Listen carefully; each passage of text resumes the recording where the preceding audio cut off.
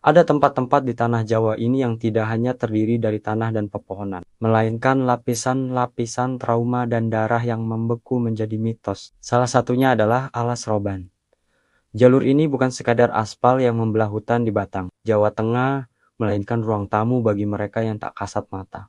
Malam Satu Suro bukan sekadar pergantian kalender. Bagi masyarakat Jawa, ini adalah gerbang inkarnasi, waktu di mana dimensi gaib tumpah ruah ke dunia fana. Melakukan perjalanan di malam itu sudah cukup berisiko, apalagi sengaja berhenti dan menetap di jantung kegelapannya. Cerita ini adalah tentang keberanian yang berbuah petaka, tentang 4 pemuda yang merasa logika modern bisa mengalahkan hukum rimba yang purba. Selamat mendengarkan, dan pastikan pintu di belakang Anda sudah terkunci rapat. Garis akhir jam 3.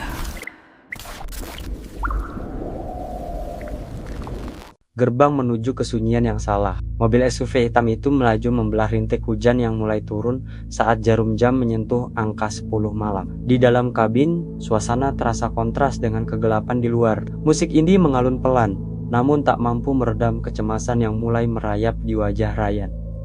Gas, kita putar balik saja ke arah Pekalongan. Kita cari hotel di sana. Perasaanku nggak enak, ujar Ryan sambil menatap barisan pohon jati yang tampak seperti raksasa diam di sisi jalan. Bagas yang memegang kemudi hanya terkekeh. Tanggung Yan, kita sudah di tengah-tengah jalur lama. Lagian, Malam Satu Suro di Alas Roban itu momen langka. Bayangkan berapa banyak subscriber yang bakal nonton video dokumenter kita kalau kita berhasil camping semalam saja di sini. Tapi ini bukan hutan biasa, gas, sahut Maya dari kursi belakang. Ia memeluk tas kameranya erat-erat. Kakekku dulu bilang, kalau lewat sini malam-malam, jangan pernah menoleh kalau ada yang memanggil. Apalagi ini malam Suro. Dito yang duduk di samping Maya mencoba menenangkan. Tenang Mei, kita punya peralatan lengkap. GPS, senter berkekuatan tinggi, bahkan aku bawa garam kasar. Kalau kalian percaya takhayul itu, kita cuma butuh konten yang beda. Mobil terus merayap masuk ke jalur lama Alas Roban. Jalur yang kini jarang dilalui kendaraan besar sejak adanya jalan tol dan jalur baru yang lebih landai. Jalur ini sempit, berkelok-kelok, dan dikepung oleh tebing serta jurang yang gelap. Cahaya lampu mobil mereka seolah tertelan oleh kepekatan hutan yang seakan bergerak mendekat. Tiba-tiba, mesin mobil batuk-batuk. Lampu depan berkedip beberapa kali sebelum akhirnya mati total bersamaan dengan berhentinya mesin. Sunyi seketika menyergap. Brengsek, kenapa ini? Bagas mencoba menstarter ulang, tapi hanya terdengar suara cetek-cetek yang lemah. Aki, padahal baru ganti bulan lalu, gumam Bagas frustrasi. Mereka berempat terdiam. Di luar, suara hujan perlahan berhenti, digantikan oleh kesunyian yang telinga mereka rasa terlalu tajam. Tidak ada suara jangkrik, tidak ada suara burung malam. Hanya ada suara napas mereka yang mulai memburu. Gas, lihat itu, bisik Maya dengan suara bergetar. Di depan mobil sekitar 10 meter, berdiri seorang pria tua mengenakan pakaian lurik lengkap dengan belangkon. Pria itu berdiri membelakangi mereka di tengah jalan yang berkabut. Tangannya tampak memegang sebuah tongkat kayu, dan ia berdiri diam, sangat diam, seolah tidak peduli dengan keberadaan mobil mereka. Mungkin penduduk lokal, bisik Dito, meski ia sendiri ragu ada orang yang berjalan sendirian di tengah Alas Roban jam 11 malam tanpa penerangan. Bagas membuka jendela sedikit, berniat bertanya, "Pak, maaf Pak, mobil kami mogok. Apa ada bengkel dekat sini?" Pria itu tidak menjawab, namun perlahan-lahan ia mulai menoleh. Gerakannya sangat lambat, seperti sendi-sendinya sudah berkarat selama ratusan tahun. Saat wajahnya terlihat separuh, Rian segera menarik tangan Bagas untuk menutup jendela. Wajah pria itu tidak memiliki mata, hanya ada lubang hitam pekat yang mengeluarkan cairan kental seperti aspal. Pria itu menyeringai, memperlihatkan deretan gigi yang semuanya runcing dan hitam. "Bukan manusia! Itu bukan manusia!" teriak Rian. Tiba-tiba terdengar suara brok keras dari atap mobil. Sesuatu yang berat baru saja melompat ke atas sana. Mobil bergoyang hebat. Maya menjerit histeris saat melihat sebuah tangan pucat dengan kuku-kuku panjang menjuntai di kaca jendela sampingnya, mencoba mencari celah untuk masuk.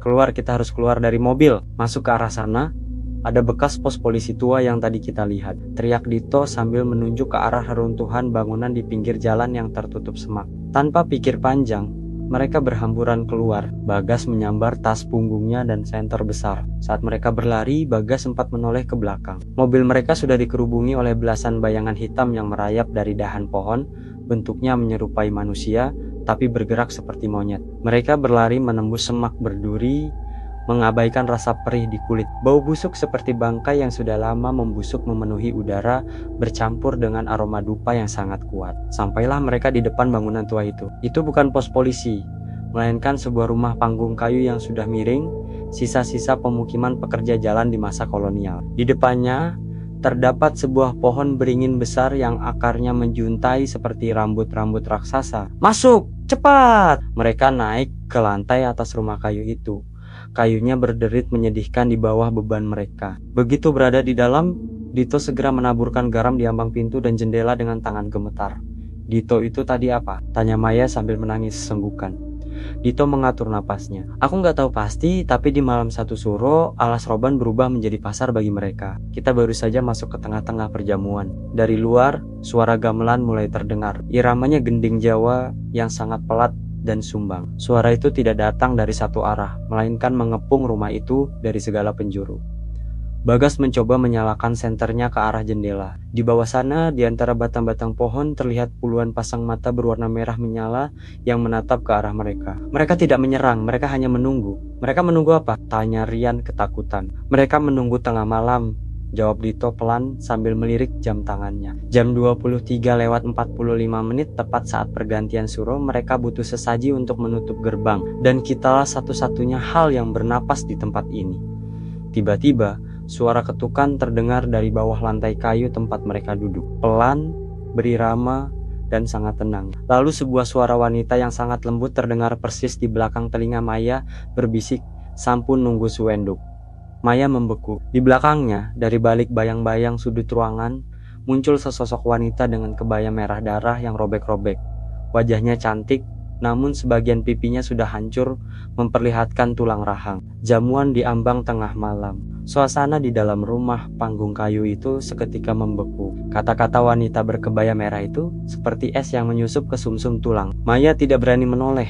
Tubuhnya kaku, sementara matanya melotot menatap ke arah Bagas dan Dito yang juga terpaku di tempat. "Jangan menoleh, Mei, jangan pernah menoleh," bisik Dito dengan suara yang hampir tidak keluar. Tangannya perlahan merogoh saku, mencari sisa garam kasar yang ia bawa. Wanita itu tertawa kecil, suaranya melengking, kontras dengan kesunyian hutan di luar.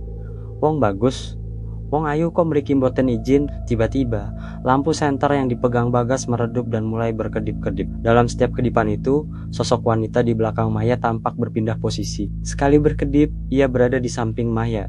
Kedipan kedua, ia sudah berjongkok di atas atap kayu tepat di atas kepala mereka. Rambut hitamnya yang panjang menjuntai hingga menyentuh bahu Ryan. "Lari ke bawah," teriak Bagas, memecah keheningan. Mereka berempat melompat menuruni tangga kayu yang rapuh.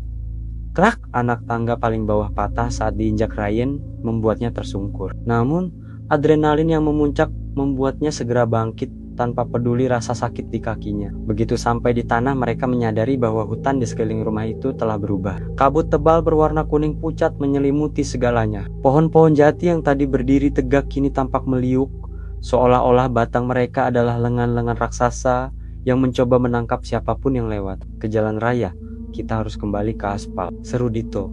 Namun, jalan aspal yang tadi hanya berjarak beberapa meter kini lenyap. Yang ada di depan mereka hanyalah jalan setapak berlumpur yang di sisinya berjejer ancak sesaji dari bambu yang di atasnya diletakkan kepala kerbau yang masih meneteskan darah segar. Bau amis darah itu begitu kuat hingga membuat Maya muntah.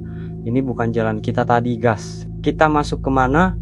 Jangan berhenti, terus lari." Bagas memimpin di depan, mengarahkan senter yang cahayanya mulai menguning. Saat mereka berlari, dari balik kabut muncul barisan orang-orang yang berjalan lambat. Mereka mengenakan pakaian adat Jawa lengkap, tapi ada yang aneh. Tubuh mereka transparan dan kaki mereka tidak menyentuh tanah. Ini adalah kirap gaib malam satu suro. Ratusan lelembut alas roban sedang melakukan ritual tahunan mereka. "Merunduk, jangan sampai mereka lihat kita." Dito menarik mereka bersembunyi di balik sebuah batu besar yang ditumbuhi lumut tebal. Mereka bernapas pendek-pendek, mencoba menekan suara sedu-sedan Maya. Barisan makhluk itu lewat hanya beberapa meter dari tempat persembunyian mereka. Ada sosok tinggi besar berbulu hitam genderuwo yang membawa panji-panji hitam, diikuti oleh barisan wanita tanpa kepala yang menari mengikuti irama gamelan yang kian keras. Tiba-tiba, Salah satu makhluk yang ikut dalam barisan sosok kecil, berkepala botak dengan perut buncit tunggang berhenti. Ia mengendus udara, kepalanya berputar 360 derajat hingga matanya yang putih bersih menatap tepat ke arah batu tempat mereka bersembunyi. Duh mambu menungso, cicit makhluk itu. Sial lari, Bagas tidak punya pilihan lain. Mereka kembali berlari menembus hutan, tapi kali ini barisan gaib itu menyadari keberadaan mereka. Suara gamelan yang tadinya pelan berubah menjadi dentuman yang memekakan telinga. Mereka sampai di sebuah lapangan luas di tengah hutan yang dikelilingi oleh pohon beringin kembar. Di tengah lapangan itu berdiri sebuah panggung kayu tua yang di atasnya duduk seorang pria perkasa mengenakan mahkota emas. Namun wajahnya tertutup topeng makan yang menyeramkan. Itu Singgolum, gumam Dito lemas, penguasa gaib jalur utara. Sosok itu berdiri, menunjuk ke arah mereka dengan kuku jarinya yang panjang. Seketika, belasan makhluk mirip kera dengan wajah manusia melompat dari pohon-pohon beringin, mengepung mereka berempat dalam lingkaran maut. Gas kita terjebak, tangis Maya pecah. Rian melihat jam tangannya, jam 23:59. 1 menit lagi menuju puncak malam 1 suro. Tepat saat itu, tanah yang mereka pijak mulai bergetar. Dari bawah kaki mereka muncul tangan-tangan pucat yang berusaha menarik pergelangan kaki mereka masuk ke dalam tanah. Zikir, berdoa, apa saja yang kalian bisa, teriak Dito sambil melemparkan sisa garam ke sekeliling mereka. Garam itu sempat membuat tangan-tangan gaib itu menjauh sambil mengeluarkan suara mendesis seperti daging terbakar, tapi jumlah mereka terlalu banyak. Bagas mencoba melawan, memukulkan tasnya ke arah makhluk kera yang mendekat, tapi tangannya justru dicengkeram kuat oleh salah satu dari mereka. Arga, dingin sekali. Tepat saat jarum jam menyentuh angka pukul 0, suasana menjadi hening secara supranatural. Semua makhluk itu berhenti bergerak. Sang penguasa bertopeng makan turun dari panggung, berjalan perlahan mendekati mereka. Setiap langkahnya membuat tanah mengeluarkan asap hitam. Ia berhenti di depan Bagas, lalu membuka topengnya. Di balik topeng itu tidak ada wajah sama sekali, hanya sebuah lubang hitam tak berujung yang mengisap cahaya di sekitarnya. Siji kanggo ijol pintu gerbang. Suara itu berat dan bergema. Sang penguasa meminta 1 nyawa sebagai tumbal agar gerbang gaib alas roban bisa tertutup kembali, atau mereka berempat akan selamanya terjebak di dimensi itu. Siapa di antara kalian yang mau tinggal? Tanya sosok itu sambil mengulurkan tangannya yang bersisik ke arah leher Bagas, tumbal sang penguasa rimba. Suasana di tengah lapangan beringin kembar itu kian menyesakan. Oksigen seolah hilang, digantikan oleh uap belerang dan bau anyir yang pekat. Pertanyaan sang penguasa gaib, siji kanggo ijol pintu gerbang, terus bergema di dalam tengkorak kepala mereka, membuat telinga Bagas mengeluarkan darah segar. Jangan ambil kami, rintih Maya yang sudah terduduk lemas di tanah. Tangan-tangan pucat dari dalam bumi kini sudah melilit pinggangnya, menariknya perlahan masuk ke dalam tanah yang melunak seperti lumpur hisap. Bagas menatap Dito dan Rian. Wajah kedua sahabatnya itu pucat pasi, tak berdaya di bawah tatapan lubang hitam sang penguasa. Keberanian yang tadi mereka banggakan di dalam mobil kini hancur lebur. Dito, garamnya, lakukan sesuatu, teriak Bagas. Dito menggeleng lemah. Sudah habis gas kita masuk ke wilayah Suro Agung. Logika dan jimat, apapun kalah di sini. Salah satu dari kita memang harus tinggal. Tiba-tiba, Rian yang sejak tadi diam, bergerak dengan gerakan yang tidak alami. Matanya berubah menjadi putih seluruhnya. Ia berdiri tegak, menghadap sang penguasa bertopeng makan. Ambil aku. Suara Rian berubah menjadi serak, seolah ada 2 suara yang berbicara bersamaan. Tapi biarkan mereka pergi. Mereka hanya anak-anak bodoh yang tidak tahu aturan. Bagas tertegun. Rian, apa yang kamu lakukan? Namun Dito menarik bahu Bagas. Itu bukan Rian, gas. Dia sedang dipinjam oleh leluhurnya yang mungkin merasa kasihan. Ini kesempatan kita, lari sekarang. Tapi Rian, lari Bagas! Bentak Dito. Tanpa sempat berpikir lagi, Dito menarik tangan Maya yang hampir tenggelam. Dengan sentakan kuat, Maya terlepas dari cengkeraman tangan gaib itu. Mereka bertiga berlari sekuat tenaga, meninggalkan Rian yang berdiri mematung di hadapan sang penguasa. Di belakang mereka, terdengar suara geraman makan yang sangat keras hingga menggetarkan pepohonan. Lalu, sebuah jeritan panjang, jeritan Rian yang terakhir memecah keheningan malam 1 suro.